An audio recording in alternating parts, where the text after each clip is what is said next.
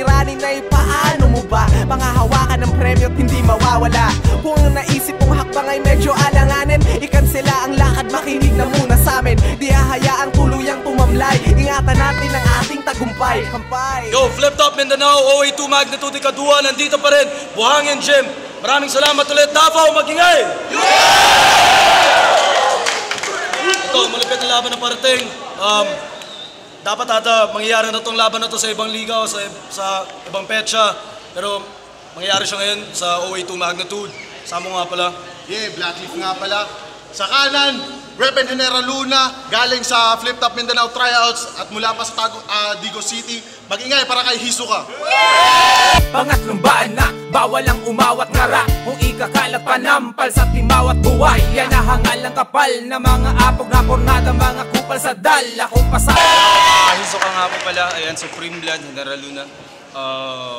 Sigaw Music Entertainment, Republican Family, and Crazy Family Bad Boys. Sa kaliwa naman, Rep and MI, DC Clan Mindanao. Mag-ingay para kay Rudy.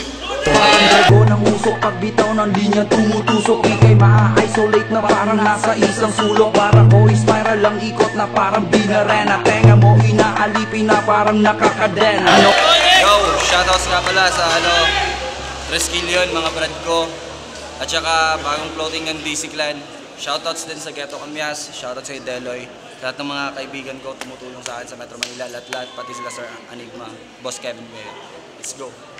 Yeah, nag-coin toss na kanina. Unang banat kay Rudek. Davao, pakinggan natin, oh. Game. Yo! Check! Yo! Anigma, meron ka na namang kasalanan. Ano ba talagang tingin mo sa akin, halaman? Ba't mo ako tinapat sa zombing kalaban? Ikaw ba si Hisoka? Yung nagyayabang na gumughost-ride kay paring Flickjet Crazy Mix? Hindi ka mukhang anime, mukha kang patay. In fairness, hawig mo yung boatman sa River Styx. Nung pinanganak ka, malamang pinaglihi ka sa Tetris, kaya't yung pisngi mo parang bricks. Masakit mang aminin, pero tuwing sumisweldo ka lang, nagkaka-chicks. Hiso ka, fuck you ka. Di kita bibilid kahit nagpiso ka. Pamunas lang kita sa puwet, mukhang tissue ka. Yung rap shit mo, literal na iget. Sige, tissue pa. Kung ikaw ay droga, hindi ako sa'yo gagamit. Masamang bisyo ka. Hipokrito, ba't ka sumali sa ligan to? Anong nakain mo? Yung sinabi mo? Doon sa battle nyo ni G-Spot, doon sa Digos, di ba? Sa'yo nang galing mismo? Di ko kailangan sumali sa liga nyo. Tapos ngayon, andito ka? Si Rudik pa ang buenamano mo ay. Kung sa bagay, matanda ka na. Pwede ka nang mamatay. Kaya't makipagbati ka na ngayon sa iyong air mats na dating low-flying dove. Kasi hiso ka, kakaiba ka very much. You have a face that only your mother can love. Tapos, nung tryouts mo, napansin ko pagsita mo sa mga istilong pangbandido. Alam mo ba, pinasok mo ba? Sino bang dapat magturo pagdating sa mga istilong pangduelo? Ikaw? Yung MCing nagrarap lang sa bahay? Sinong taga-Digos dito? General Luna, pakitaas ang kamay. Pakitaas ang kamay. Saksi ako sa movement nyo, much respect. Sa hirap ng Mindanao, hip-hop, pinilit nyo sumabay. Pagkatapos ngayon, porket katropa nyo lang to, si Hiso ka nakikiride on bigla, payag ba kayo nun bay? Hayahay kayo nyong barangay. Magulang ka, Hiso ka, siguro member ka ng Wise Guy. Alam nyo ba kung ano yung Wise Guy? Wise Emilian Lagay. At alam kong dahilan ba't yung mukha mo nagkaganyan. Kasi nga ito si Hiso ka, trabaho niya dati parang artista lang. Mukha ang puhunan. Alam nyo ba kung anong trabaho yon? Yung mukha niya, tigasalunan durian. Time. Unang banat ko Hiso ka, pakinggan o. Yo! Sa mga makikitid ang utak, ito nga pala ang aking babala. Nandito ako ngayon sa flip top at wala akong balak magpatawa. Oo, ako ay anime addict. Mas okay na maging cartoon character kaysa naman maging katulad mo na plastic. At syempre, tinira niyo yung tryouts ko. Okay lang yon kasi wala akong hinasang balisong para si Krega makatapat naman. At syempre, mismong sarili ko ang ginawa kong patibong at Rudik, kumagat ka naman. Ang lakas manlait! Grabe! Atat na atat at wagas na wagas! Ang laki mong tanga, Rudik, kung dun mo lang sinukat ang aking lakas! Yo! Davao City, kamusta nga pala sa mga taga Davao? Eto nga pala, ang harapan ni Hisoka at Rudik, dalawang Makatang taga Mindanao. Oo, mas malayo pa ang pinanggalingan mo. Pero ito yung tinatawag na death match. Siguro naman masaya ka na dahil matapos kang kawawain ng Batang Rebelde at Republican ay natupad na rin ang kahilingan mo. Dream match. Na ako ay makaharap. Gustong gusto mong manalo. Matanong nga kita, special request mo ba kay Enigma ang labang to? Sa pag-aakalang malalasap ko ngayon ang unang pagkatalo gamit ang walang kwentang tapang mo. Isang napakalaking mali ang ginawa mong hakbang kaya't palalabasin na kitang nakalantad sa larong to. Dismiss. Napagkatuwaan ka lang ng General Luna sa Cagayan at naniwala naman kaagad ang banong to sa chismis. Na ako ang ghostwriter ni Flick, matapos kanyang ilang paso, halos magmakaawa ka sa kanilang dalawa ni Nico. Nagbabaka sakaling may makuha na info sa mga tropa ko pa mismo, eh di sana nagtanong ka na rin kay Smaglas at Basilio. Yo, naniniwala akong ang pagiging chismoso ay walang naidudulot na maganda. Kaya ka nga natalo sa isa buhay dahil gusot-gusot pa ang iyong hinanda. Taas noo ka pang rumebat-rebat hasta malupit ng mayor. Pero pagkatapos napapailing ka. Ang pagsikat mo ay aking nasilat dahil mas marami pang naengganyong malaman kung sino ako, Governor, kaysa sa mga nag-post na magaling ka. Yo! Oo, bagong usbong lang at tatay ka na sa flip top kung tutuusin. Pero ikaw pa itong mas masyadong sabik sa pakikibaka. Kung nagkataon lang na nagkasabay kami nito sa tryout, paniguradong wala silang Rudik na makikilala. Hindi naman sa minamaliit kita. Pero umpisahan mo nang mag-goodbye sa iyong mga amiga at amigos. Dahil ngayon na ilalapit ko na kay Enigma na mga mahuhusay at dapat na nasa liga ay makikita lang sa Digos. At ito nga pala, meron nga pala akong pahabol. Ito ay tungkol sa Team FE at CB controversy. Etong gago, kung ano-anong kinukwento na kesyo, si Miko, ganyan, sila, para makahakot siya ng kung ano-anong mga chika para sa mga babae. Ito lang masasabi ko sa iyo, huwag ka na masyadong magpapogi. Kasi kung ano-ano mga iniimbento mo para makaharap ka ng mga chicks. Pero eto, crazy family nga lang naman ako. Salamat nga pala kay Sisa. Siyempre, at kay Nisa. At huwag ka nang bumalik ng Maynila kasi dadaganan ka na ni Crazy Mix. Time. Yo! Yung ghostwriting shit, talaga bang patibong mo yun? Totoo? Seryoso? Ulul! Nilaglag ka lang ng katropa mo kasi ako ang kanyang idolo. Pagbibintangan mo, ang kahapon ko, sa pagiging Makatang taga Mindanao, bakit? Kasing tapang mo po talaga ako. Ako yung bukod tanging MC tumawid doon mula dito. Tapos ngayon nagbalik sa Davao.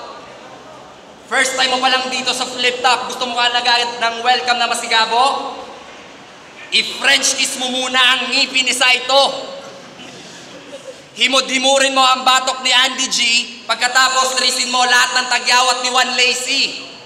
Pagkatapos para ang Mindanao Division happy-happy at di sa'yo mabad trip, himas-himasin mo parati ang tiyan ni Blacklip. Yo, frustrated ka ngayon, homie. Parang kakampi mo si paring Elvis.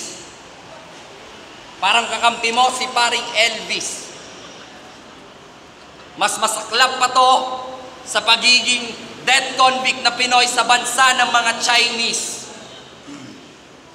Di mo na maaalis ang iyong sumpa, ang pangit mo nakakainis. Nawala ako pero ngayon magmumukas ng so corny parang mais. Amo talagang nagpala mo sa pagtatago. Lahat na lang ng diskarte ginawa mo para sumabay sa agos. Tapos ngayon inaasahan mo mga bara mo sa akin tatagos. Wag ako, Hisoka. Totoo pala, napangit ka sa personal, lalo na sa net. Sobra mong pangit, lahat ng link ng mga trabaho mo, hindi minamagnet kahit sa uTorrent. Yan na ba ang paghahanda mo, porket di ka magpapatawa? Oo, pareho tayo. Pero iniisip mong lamang ka, mas mali ka. Nag-freestyle lang ako ngayon dahil di ako talagang nakapaghanda. Pero sa pinakita mong yan, pinakita mo lang ang iyong pagkabakla. Aminado ako, totoo. Sinet up ang battle namin dun sa Digos City. At eto pa, alam nyo bang magkanong budget na hiningi ko? 2,000. Real talk, hindi para ibulsa yon, kundi para ipabarya ng tig-piso. Para anong gawin? Ikarera? Hindi. Isampal sa pagmumukha mo. Pigbibintangan mo ko, ikaw ang mas totoong chismoso. Ang dami mong kwentong nasagap. Kay Crazy Mix nagtanong ka at nag-text. For your info, wag mong sinasali si Nisa. Si Nisa talang ina no last event pumayag sa akin makipag-sex. Real talk ba gusto mo? Dinala ko siya sa Santa Mesa. Kinento niyang membro ka ng Republican talaga. At sabi pa nila, supremo ka daw ng Repub. You look like more supremo sa rehab. Pinagyayabang niya daw na dati si Smaglas tinalo niya sa freestyle battle. I've been told, tarantado ka ba? 2005 pa yun si Smaglas noon, ang edad is only 13 years old. Kaya pag binaligtad kita, hindi mo na makikilala ang iyong sarili. Parang pangalan mo lang, spell it backwards. Di ba ang pagbasa ako si? Ngayon, aalipustahin kita. Kahit pinagbabawal lang ang pambubuli. Pagtanda mo, puro kwento ka na lang sa mga batang uto-uto, parang si Master Shuli. First battle mo pa lang dito, pero pang retro na agad ang iyong quality. Ako, pang 10 battle ko na to, pero pang rookie pa rin ng beauty. Tignan mo nga yung mukha mo, sintigas ng bakal ng martilyo. Tapos yung ngipin mo, umiti ka nga, mukhang si Wiz Khalifa, kumakanta ng black and yellow, black and yellow, black and yellow, black and yellow. Di ba marunong ang kumanta? Sige, mukanta nga. Sige na, mukanta nga lang eh. Alam mo, marunong ang kumanta, mukanta nga na. At hindi pala baog si Hisoka, hindi pala siya wise guy. Meron pala siyang anak sa iba. Ang nagkwento sa akin, yung mismong nanay ng bata habang kami nasa kama. Alam nyo ba kung ano sinabi niya? Alam mo ba, Rudik, yung anak ko kay Hisoka, napakaliit ng ethics, nagmana sa ama. Time. Ano ba na? Hisoka, pahingan o. Yaw! Sundan natin yung oras to. Alam kong aminin mo man o hindi, ikaw ay mapapabilib ko. Hindi ko na kailangan pa ng palakpak, masigabaw para lang ang mga bara ko ay bumaon sa dibdib mo. Yaw! Ito lang, second round. May nagsabi sa akin na ang Mindanao's Iles, ikaw daw ang bumuo at ako ay napawaw. Naglabas ka pa ng mean shirt na nakaprinta I rep Mindanao. Baka naman I rate Mindanao. Kasi nababastos na kasi masyado ang mga Bisaya, ikaw pa rin ay astang tala, at tala, gang nagpupumilit ka pa. Isa ka lang namang mapagsamantala na galing Hilaga na aking maaantala hanggang sa mag-quit ka na. Oo, ang Digos ay nasa baba habang nagpapakabatas ang Osamis, Manila, Davao at Cagayan. Kung sa mapa natin titingnan, oo, kayo yung nasa taas kaya kami nakatingala sa inyo kung yun lang ang tanging basihan. Kasi nga hindi papansin ang aming lakas at wala pa sa eksena kaya't marami kayong nalinlang. Ngayong ako na ay lumabas sa isa-isa kayong yuyuko mula sa taas sa oras na ako ay kuminang. Yo, alam kong nawindang ka sa mga ibiluga ko't ibinuslo. Masipag ka lang mag-research ng mga English na buwelta at kung ano-anong chismis sa Google para meron kang pang-insulto. Okay naman sana yung reference mo kung maganda ang tugmaan para naman amusing.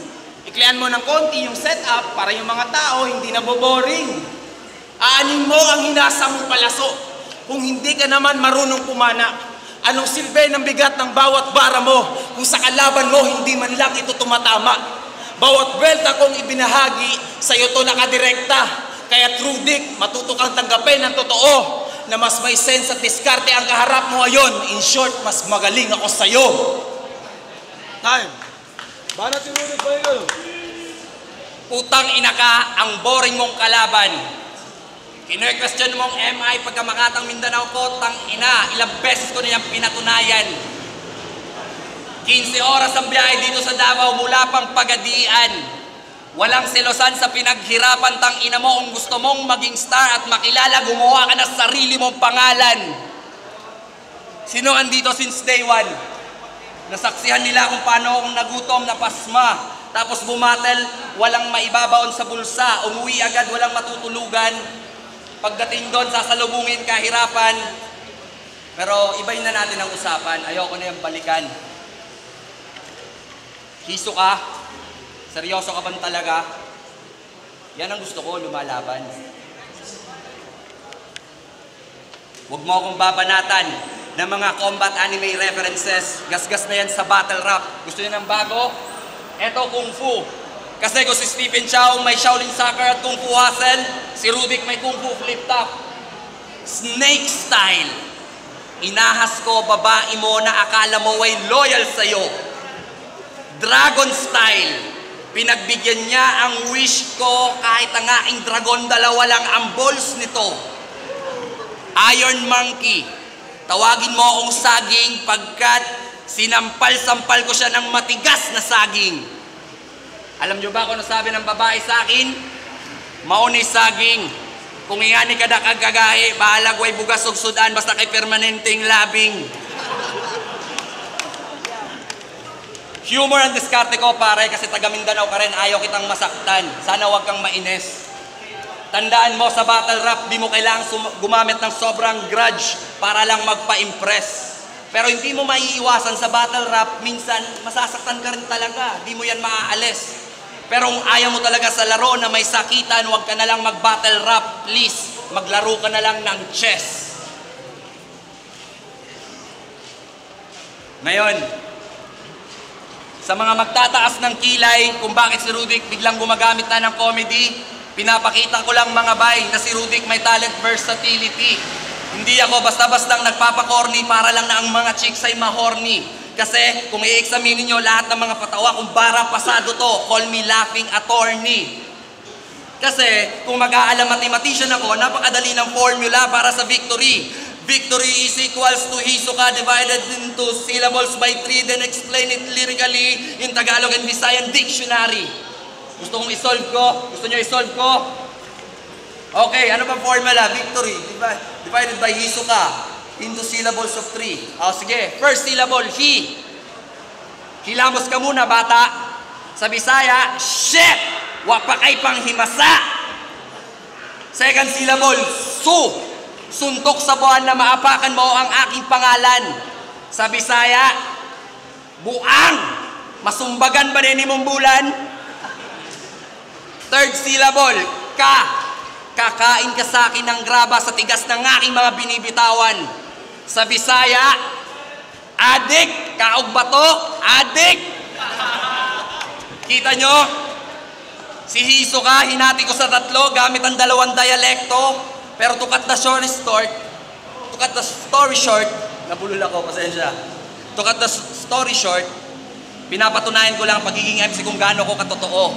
Kasi na-adapt ko ang estilo kung saang teritoryo nakaapak ako. Nung andito pa ako sa Mindanao, nasaksihan niyo kung paano ko pinortray ang damdamin ng Makatang mandirigma na sa lupang Mindanao nagmula. Ngayong lumipat na ako sa Metro Manila, pinapakita ko naman ngayon kung paano ang isang Makatang taga Mindanao sumabay sa mga hamon doon. Pero masiyahin pa rin pagkat sinusundan niya ang kanyang pangarap at mahal niya ang kanyang ginagawa. At sa mga crowd, huwag kayong mag-alala. Kung akala nyong wala na yung Rubik na dito sa Davao dating nakilala, nakatambayan ka sa bayan nyo. Ito pa rin ako at walang pinagbago, pero Mindanao, kamusta? Na-miss ko kayo. Time.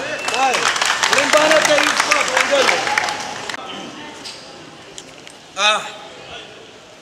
Nung laban yun ni G-Spot, tanda ako, sinabi mo, ayaw mo sa mga taong gumagawa ng mga mababaw na linya o yung mga katang isip lang. Pagkatapos ngayon, eto ka. Gumagawa ka ng mga bara na magagawa mo sa panaginip lang. Sobra kang nagpapakalalim, tapos biglang banat ka rin ng corny. Para ano, Rudy? Para matawanan ka rin. Hindi sana, nagpaturo ka na lang kay Dopey. Yo! Third round! Nakiusap ka pa kay Aying Villarreal. Ayun siya, oh. Para lang makaharap ko. Okay lang daw kahit na 1,000 lang ang TF niya para lang makatapat ko. Sobrang desperado ng lokong to para lang makapunta ng Digos. Aba, hindi ka nga makapag-rap ng banayad. May sayad yata tong si Gago. Siya na ngayon naghahamon, nagdedemand pa ng bayad. Sobrang galing mo na ba talaga at feeling mo napakatalino na? Walang dating ang mga punchlines mo kahit na magpakabandido ka. Oo, hindi ko ikakatuwa kung sakaling matalo man kita sa gabing ito pero wala akong magagawa. Mas ma-okay na rin isipin na Bisaya ang dahilan ng pagpapahinga mo kasi sa flip top wala ka nang napapala. Mag-jokes ka na lang kaya. O di kaya magpaturo ka kay Maxford kasi siya lang ang kakilala ko na nakakapagpatawa na tumatatak pero kumikirot. Pwede rin lumapit ka kay Saito kung gusto mong matutunan na nagkakalat at pumipiyok. Kung nailapat ko man silang dalawa ay hindi ibig sabihin no na sa kanila ako ay inggit at nahihinaan. Pagkos inaangat ko pa nga sila kasabay ng pagbababa ko sa iyo kaya ng pagbanggit mo sa aking pangalan. Yo! Dalawang sunod-sunod na ang talo mo. Eto na ang pangatlo. Makatang uugod-ugod sa entablado hihiga sa pag-angat ko. Yung reference, yabang mo at kung ano-ano mga chika, gamitin mo yan pag sa iba ka nakipagtalakan. Dahil alam mo, Rudik yung kakornihan mo at pagpapatawang kung ano-ano ay walang silbihan. Sa real talk kung sulatan! Time! Flip top, mag-ingay para sa laban na yun.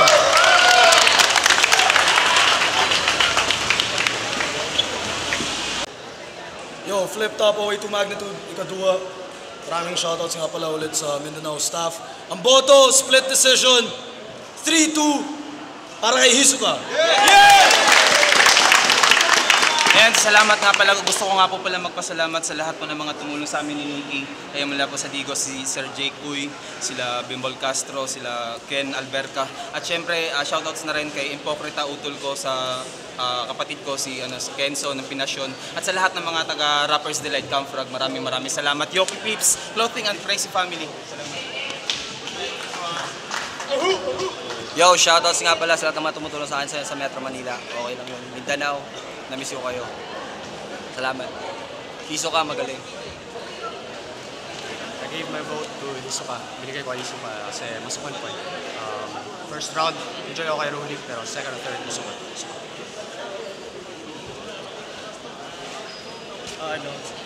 Binoto ko si Rudik kasi para sa akin sa kanya yung first round, tapos second and third round, tayo lang kahit na may slip up si Rudik ng second round, kinaya ko na lang sila. So, first round kay Rudik, second and third tayo, so Rudik.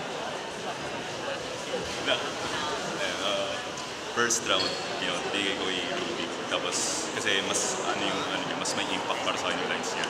Tapos, second and third round, binigay ko lang kay Hisoka kasi both sa mas may consistency siya. Kumpara kay parang minsan may dead air si Rudik. Pero tapos si Hisoka consistent, tapos okay yung mga sinasabi. So, Hisoka. 0 hour down loud, I voted Rudik for the reason yung mga ginawa niyang bars, combination ng jokes at the same time reality and mga issues before na nagkaroon sila ng grudge. Ang nagustuhan ko naman kay Hisoka is lahat ng paratang ni Rudik sa kanya, binalik niya lahat. Pero yun nga lang, lumamang sa akin si Rudik kasi nga mas marami siyang binato na mabibigat at the same time na-please na rin yung crowd. So I voted for him. Malakid, Uprising, match 1. Binoto ko si Hisoka. Yung tingin ko yung highs ng performance ni Rudik mas mataas sa highs ng performance ni Hisoka. Pero mas consistent si Hisoka tapos nag-stumble si Rudik sa isang round. Kaya tingin ko overall nanaig si Hisoka.